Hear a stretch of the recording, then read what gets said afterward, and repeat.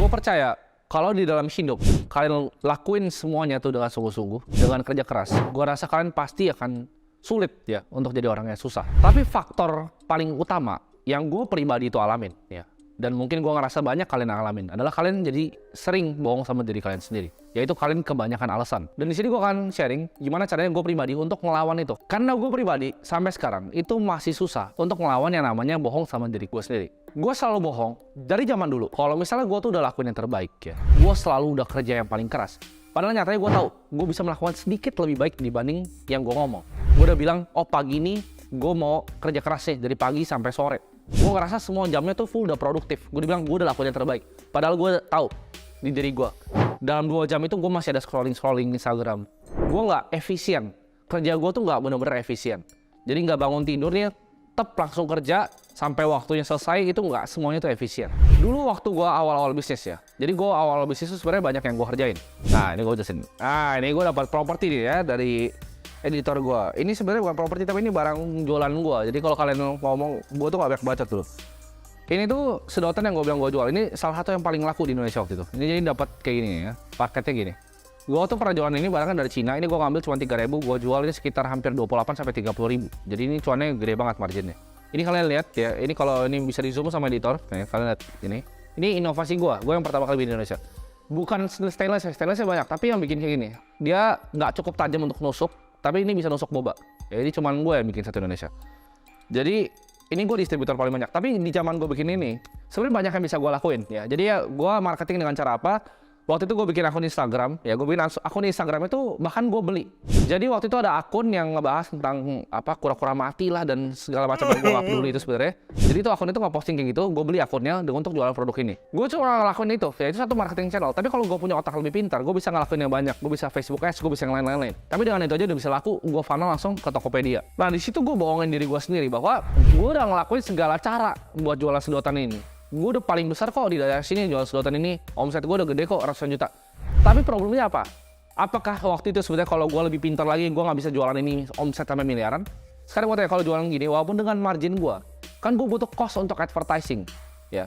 Jadi sebenarnya netnya nggak terlalu besar. Dari omset 100 juta mungkin untuk bayar segala macam, logistik segala macam, paling sisa berapa? 20 juta, 30 juta per bulan. Ya itu not bad untuk anak SMA, tapi gue bisa lakuin lebih. Tapi waktu itu gue banyak alasan, makanya waktu itu gue nggak sukses. Uangnya cuma segitu. Ya itu relatif, lu bisa bilang itu sukses untuk anak SMA, menurut gue nggak. Karena gue kebanyakan bohong dan kebanyakan bacot sama diri gue sendiri.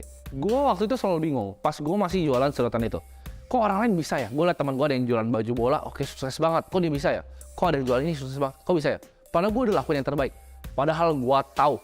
Ya, malam-malam itu gue masih suka jalan-jalan gak jelas. Walaupun kerjanya gila, tapi gue juga kadang suka main game. Kebanyakan waktu gue pakai untuk main game. Gue nggak 100% hati gue itu untuk jualan beginian. Kalau gue nih ya, lu bayangin gue ubah semuanya. Gue dari bangun tidur yang gue pikirin adalah jualan ginian. Gimana cara ningkatin omsetnya? Gimana cara efisiensi logistiknya? Gimana caranya kita marketing punya different channel? Cara punya leads yang lebih besar. Dari tadi akun Instagram gue bikin email list lagi. Email list ntar gue bikin funnel yang lebih rapih ya sampai end salesnya, sampai after salesnya. Orang yang udah beli gue jualin lagi atau enggak. Apakah udah beli gue diemin aja? Apakah habis beli gue tanya lagi, oh mau yang warna yang lain enggak? Banyak yang gue bisa lakuin untuk omsetnya 1 miliar. Kalau gue balik waktu lagi pasti 1 miliar. Gue gak punya otaknya aja.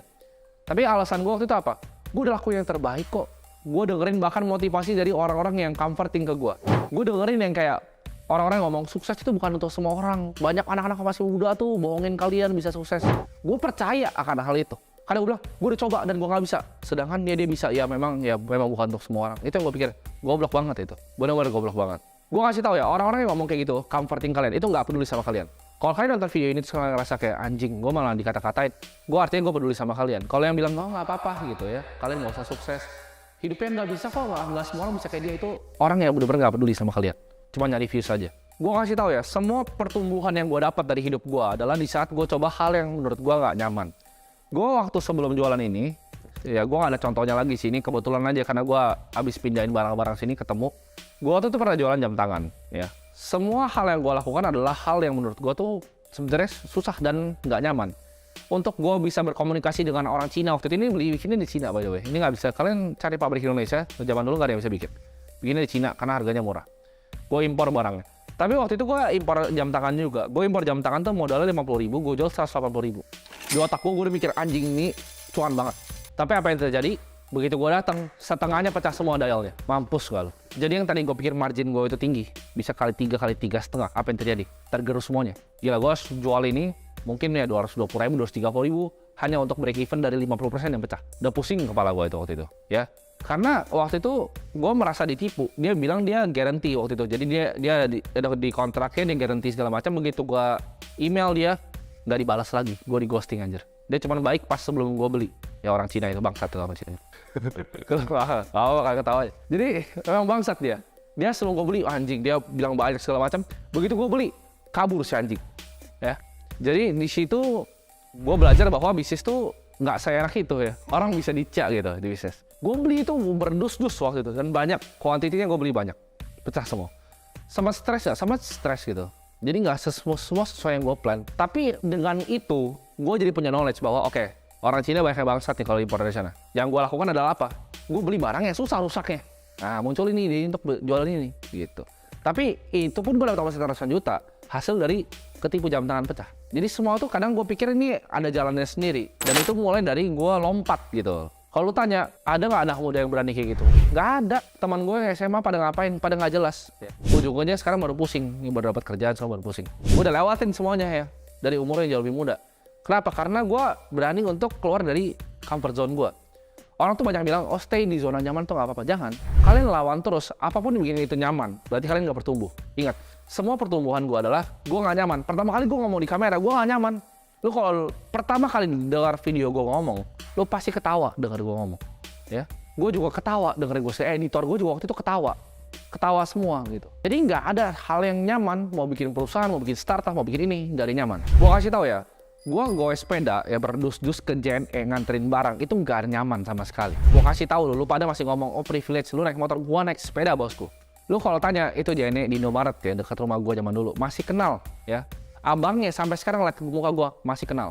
Kemarin gue baru ini cerita asli, gue pernah beli kacang. Gue naik McLaren, gue beli kacang. Abangnya bilang, wih pertama kali ini ada mobil bagus beli kacang. Dia sampai bingung. Gue bilang, bang ini gue yang dulu naik sepeda sini. Dia bilang, oh itu ya Timothy.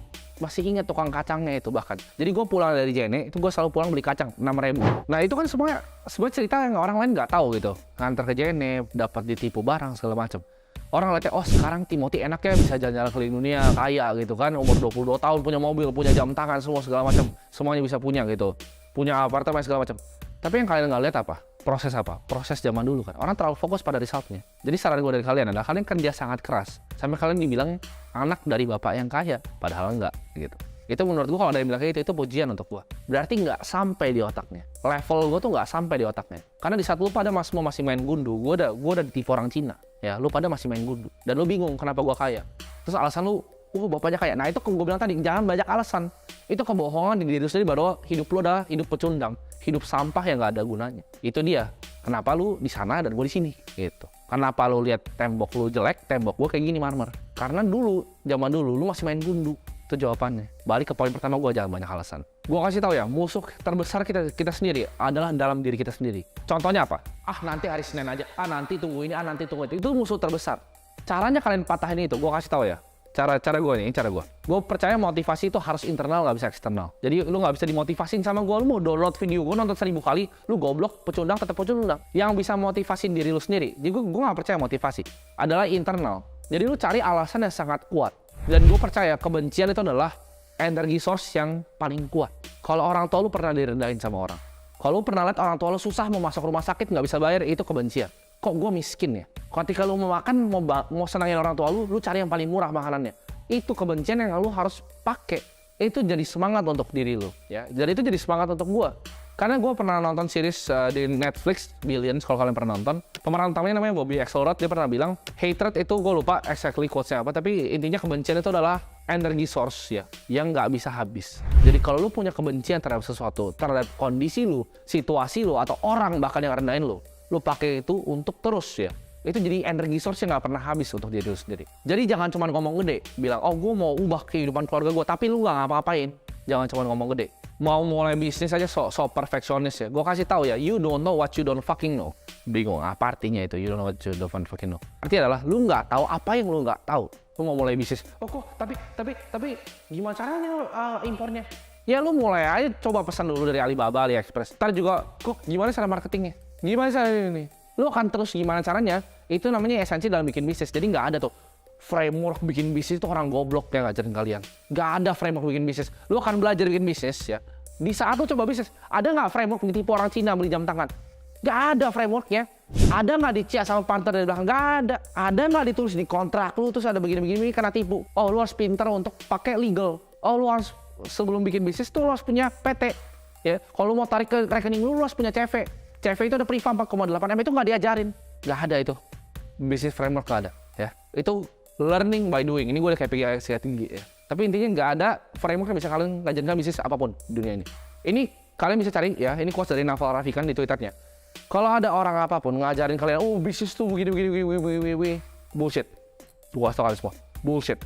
Orang tuh terobsesi dengan, oh bisnis autopilot, ya kan? Framework untuk bikin bisnis pilot. Bisnis jalan, ownernya jalan-jalan. Siapa gua tanya? Gua tanya, siapa konglomerat di Indonesia yang ownernya jalan-jalan, bisnisnya masih jalan? Iya, bapaknya jalan-jalan, anaknya. Lo pikir anaknya nggak pegang bisnisnya? Nggak jadi direktur utama di perusahaannya? Nggak jadi komisaris utama di perusahaannya? Jadi, sistemnya kurang keren apa bisnis mereka udah konglomerasi? Kenapa anaknya masih kerja? Karena nggak ada. Dunia ini bukan sunshine and rainbow yang lo bisa autopilot, owner jalan. Gue jalan-jalan tiap hari pegang handphone. Lo tanya aja tuh editor gue. Tiap hari gue pegang handphone, chatin orang. Sibuk gitu. Nggak ada bisnis jalan-jalan. Bullshit. Contoh, barang lu dicolong. Gimana? Ya bikin SOP. Bisnis tuh gue kasih tau bener-bener purely learning by doing. Lu dicolong nih. Bikin SOP gimana caranya gue bisa nggak dicolong. Karyawan lu misalnya lu jualan apa nih? Lu jualan es krim. Lu jualan es krim keliling. Karyawan lu 3. Duanya itu dari 30 hari nggak datang 3 hari. Dia cuma datang 27 hari. Gimana caranya? Marahin dia, gamparin palanya? Nggak bisa kan? Terkenal lu. Yang lu bisa lakukan adalah apa? Bikin SOP. Gajinya rendahin. Tapi setiap hari, tiap kali dia check-in pakai sistem masuk bahwa gue absen hari ini, dapat uang. Kalau dia penuhin 30 hari, totalnya lebih gede dari gaji awal dia. Jadi ada insentifnya, ya. Bikin sistem, bikin SOP buat dia jadi karyawan yang efisien. Karyawannya nggak masuk, apakah salah karyawannya? Enggak, lu yang goblok sebagai pebisnis. Karyawannya lama bikin makanan, lu kira McD yang lama bikin makanan. Yang goblok siapa? Ownernya apa karyawannya? Pasti ownernya. Semua kesalahan karyawan adalah goblok dari owner. Jadi jangan banyak alasan. Sebagai pebisnis juga jangan banyak alasan. Oh dia karyawannya colong, itu lu yang goblok. Oh dia karyawannya, lu yang goblok. Kalau udah paling mentok nih, gue bikin SOP tapi dia situ. Kenapa lu hire dia pertama kali? Lu yang interview kan, lu yang goblok gitu. Jadi semuanya itu ujung-ujungnya lu yang goblok. Jangan banyak alasan dalam hidup, jangan banyak alasan dalam berbisnis. Kalau lu lihat di komenin video ini, misalnya di bawah ada yang nyinyir, oh dia terlalu kasar begini, lu senyum. Ya lu senang. Jangan dibalesin. Gue lihat ada banyak dari lu yang kurang kerjaan nggak balesin. Ada yang bilang bapaknya kayak, oh dia bukan bapak. Nggak usah balesin. Kenapa? Karena kalau lu balesin, nggak ada fungsinya untuk dia dan untuk lu juga nggak ada debat kusir gitu. Debat sama orang goblok ya sama-sama jadi goblok. Yang lo bisa lakukan adalah apa? Senyum. Saingan gue kurang satu di dunia ini ya. Ada monyet baru gitu. Ini bukan saingan gue. Lo kira bisnis yang gede ya? Semuanya bisa bikin gedung-gedung itu mulai dari gede? Enggak. Semuanya mulai dari kecil. Dari toko. Digampar sama hidup, balik lagi. Digampar lagi, balik lagi. Sama gue. Bikin bisnis digampar, balik lagi. Bikin bisnis digampar, balik lagi. Banyak konglo udah bangkrut 2 kali, 3 kali. Tapi mereka coba terus untuk mulai. Orang bakal coba banyak jatuhin lo. Mau dari teman, mau dari keluarga, mau dari pacar, mau dari siapa, pasti banyak yang jatuhin lo. Tapi itu whether lu jadi pecundang apa enggak, biarin jatuhin terus alasan banyak A, B, C, D, E, F, G, atau lu telan aja dan bilang gua akan lakuin hal ini gitu. Orang banyak yang nanya gua, itu gimana sih caranya ngeliat market kayak lu, gimana caranya bisa main kripto kayak lu, lihat saham kayak lu, indikator apa sih lu pakai, semua mau cari shortcutnya. Ini gua kasih tahu indikator apa yang gua pakai. Indikator yang gua pakai adalah ngeliatin market 9 tahun. Gua bilang tadi kencing lu belum lurus, gua udah ngeliatin market setiap hari gua udah ngeliatin. Orang bingung kok bisa sih begitu, karena 9 tahun gue udah ngeliat order book, udah tahu kalau udah flow dari sini itu dari mana. Itu makanan setiap hari gue ya. Jadi jangan minta shortcut, jangan minta jalan pintas. Bisnis kok bisa begini, bisa sukses. Semuanya butuh proses. Jadi saran gue, hilangin semuanya, kesampingin semuanya. Alasan-alasan nggak berguna lo itu, telan aja. Own your fucking mistake. Kalau ada kesalahan orang itu salah lo. Jangan malah salahnya presiden, jangan salah karyawan, salah lo semuanya. Semua itu salah lo ya. Jadi stop jadi pecundang dan jadi orang jangan banyak alasan.